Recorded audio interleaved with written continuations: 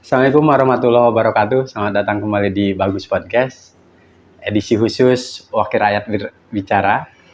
Hari ini kita akan bincang banyak dengan anggota DPRD Provinsi Banten, fraksi PDI Perjuangan. Ini salah satu wakil rakyat paling muda dari 100 kursi yang ada di DPRD Banten. Kita sapa dulu. Assalamualaikum Bang. Waalaikumsalam. Aduh, habis paripurna nih Bang Abraham. Iya, setelah paripurna gitu. Terima kasih sudah gabung dengan Bagus Podcast. Siap. Bang, sebagai wakil rakyat yang, ini muda sekali nih. Periode pertama di DPRD Banten. Pasti periode pertama. Asik. Sebelumnya Bang? Sebelumnya saya pekerja profesional. Wow. Iya. Jadi nggak dari DPRD Kabupaten Kota dulu? Enggak. Langsung ke provinsi? Iya, langsung ke provinsi. Luar biasa. Berarti kegiatan reses di tahun pertama ini lagi semangat-semangatnya ya? Iya, terus semangat dong.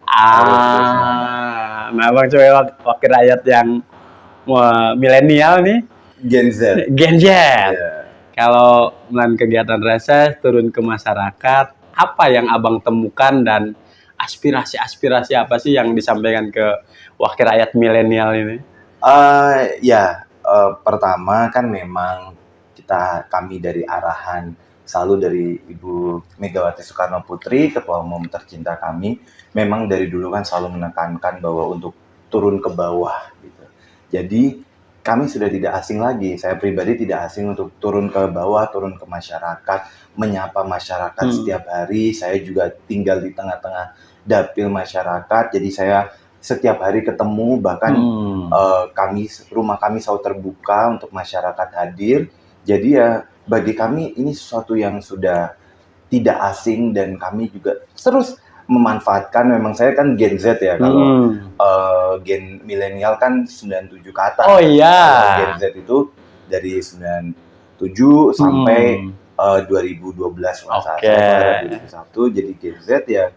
Kita terus sebagai Gen Z ya kita terus merangkul anak-anak muda, kita merangkul semua elemen masyarakat dan kita mendengarkan yang menjadi aspirasi mereka dan kita berdialog, berdiskusi bersama.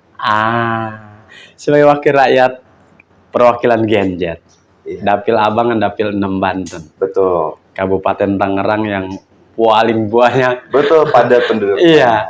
Lalu temuan apa Bang ketika turun ke masyarakat? Apa anak-anak muda, Bang, ini pemberdayaan pemuda di Kabupaten Tangerang misalnya perlu dorongan atau apa yang Abang temukan? Tentunya kalau anak-anak muda memang aspirasi mereka yang menjadi seruan hati mereka ya, itu tentunya tentang pendidikan, tentang kesehatan, tentang ketenaga kerjaan. Saya juga bersyukur PD Perjuangan menugaskan saya di Komisi 5 yang memang kaitannya dengan kesejahteraan masyarakat. Jadi cocok pas, apalagi kan memang juga mitra kami juga pemudaan juga dan kami pas seperti itu. Dan memang anak-anak muda saat ini tuh mereka ingin didengarkan. Gen Z ini semakin ditekan, mereka semakin melawan. Gitu kan? Jadi kita perlu merangkul Gen Z. Dan saya juga senang PD Perjuangan ini selalu mendengarkan masyarakat, selalu merangkul anak-anak muda ini. Jadi yang menjadi aspirasi mereka ini terdengar. Karena kan tadi kadang anak-anak muda ini yang menjadi aspirasi mereka, ya mereka ini pengen didengar, intinya itu. Seperti mereka pengen didengar, mereka pengen yang menjadi aspirasi mereka, menjadi harapan mereka ini bukan hanya jadi janji belaka, tapi beneran ada actionnya. Gitu. Tapi kan di dunia Gen Z ketika perkembangan digital luar biasa, betul. Sementara di Provinsi Banten sulit sekali mencari lapangan pekerjaan. Apa keluhan mereka? Minta dibantu apa?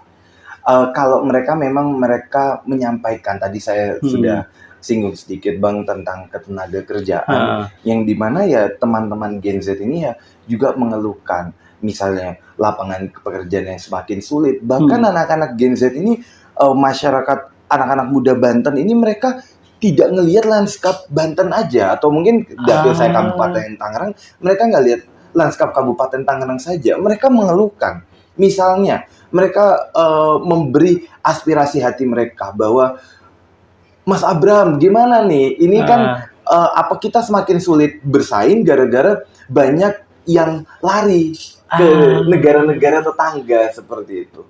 Lalu juga misalnya adanya outsourcing nakal, lalu juga adanya pungutan-pungutan liar. Nah, disitulah yang kami terus setiap hari turun ke bawah. Bahkan izin Bang, saya pribadi punya tim, punya rumah aspirasi dan tim yang saya sebut triple SP. Apa itu? Namanya Sahabat Sehat, Sahabat Pintar Abraham. Wah. Jadi mereka ini tim yang mereka mendampingi kesehatan, mereka mendampingi pendidikan, juga tentang misalnya ada keluhan tentang misalnya laporan adanya pungutan liar, misalnya ketika mereka bekerja dan sebagainya macam lainnya ada hak-hak yang tidak terpenuhi, kami berusaha untuk hadir untuk mereka. Yes. Gitu.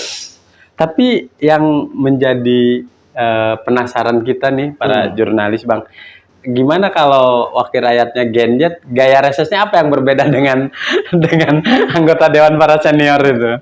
Ya tentunya saya terus belajar dari para senior, tentunya senior, terutama di partai saya ini, guru-guru saya semua mereka juga merangkul generasi Z ini, generasi muda ini, mereka sangat merangkul dan tentunya mereka juga memberikan ruang untuk saya. Saya memang ketika reses ini saya mencoba bahwa ketika tentunya saya kan tidak hanya Gen Z saja ya, tapi ketika saya datang yang kebanyakan mereka Gen Z pasti saya dengan cara-cara baru. Misalnya pendekatan kita sambil nongkrong bareng, ngopi bareng seperti itu. Lalu mereka juga kemarin saya olahraga bareng juga begitu kan. Dan saya ya tentunya saya merangkul mereka seperti itu. Bahkan saya memberikan ruang untuk mereka juga untuk berkreasi dan mereka juga masukan-masukan kepada saya. Jadi saya berusaha out of the box gitu loh.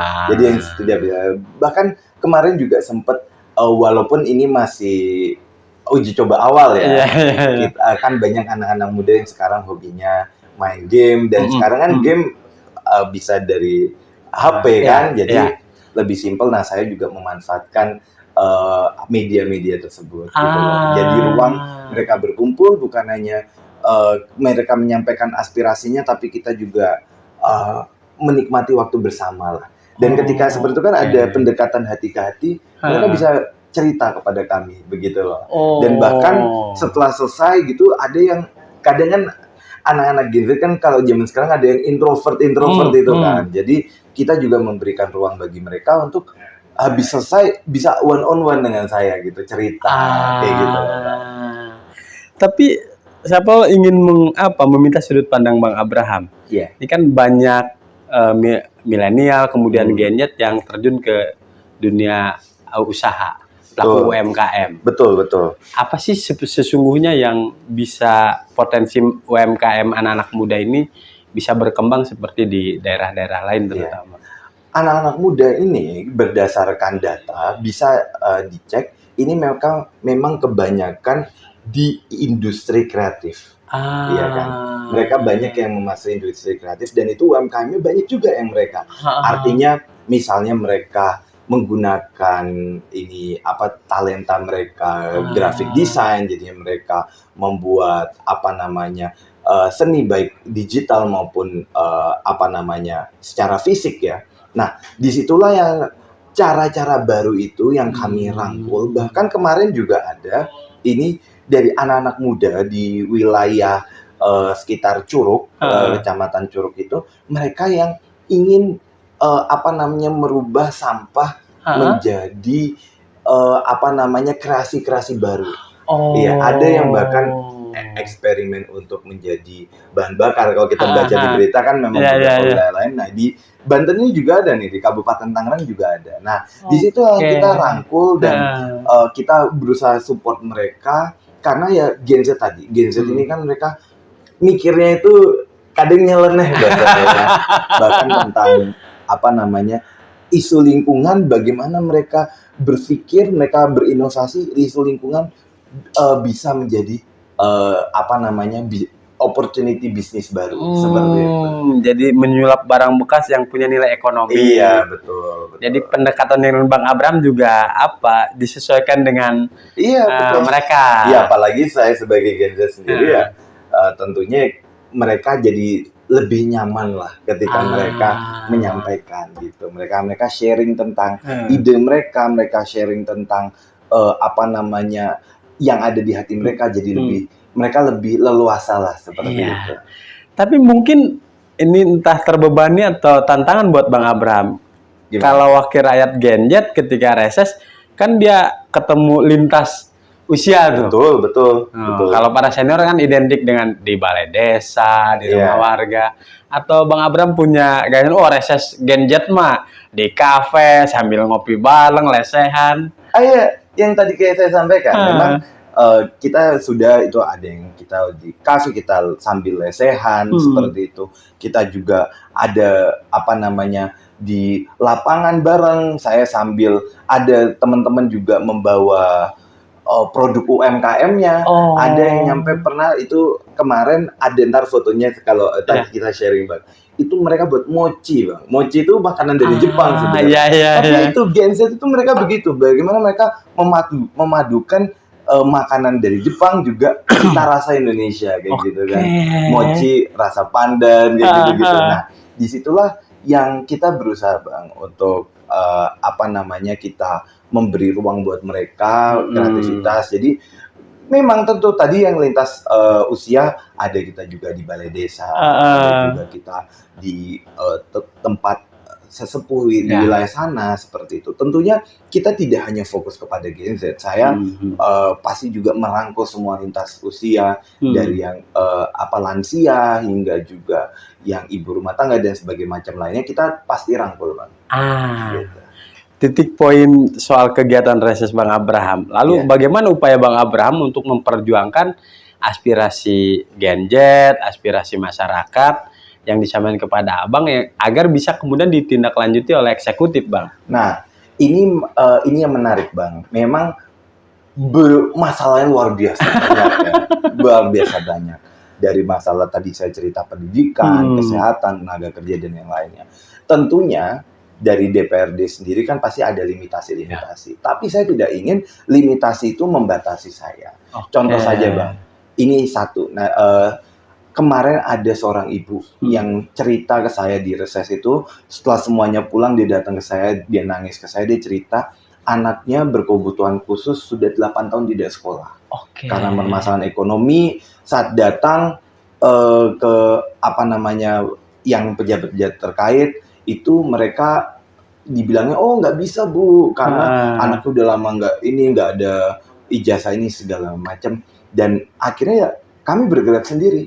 Kami bergerak, alhamdulillah puji Tuhan kita bisa memasukkan anak itu ke yayasan sekolah yang sudah terdaftar dan memang pemilik sekolah memang memiliki hati untuk membantu anak-anak seperti itu. Nah, disitulah jadi kami bekerja sama dari semua stakeholder, baik dari pemerintah pusat, pemerintah daerah level provinsi maupun kabupaten. Tadi saya cerita masalah sampah itu saya juga sampai bawakan kepada Pak Bupati Kabupaten Tangerang dan diterima dengan sangat baik. Lalu juga ketika ada yang urgensi ini pastinya kami turun. Begitu. Kami turun langsung dan kalau misalnya ini prosedurnya gimana susah mungkin ya, kita berusaha bagaimana dengan tempo sesingkat-singkatnya dan seefektif mungkin kita bantu masyarakat supaya bisa keinginan hati mereka terpenuhi. Seperti itu. Mantap sekali Bang. Mudah-mudahan nanti aspirasi warga di Dapil Abang bisa kemudian didengar dan ditindaklanjuti oleh Pemprov Banten. Amin.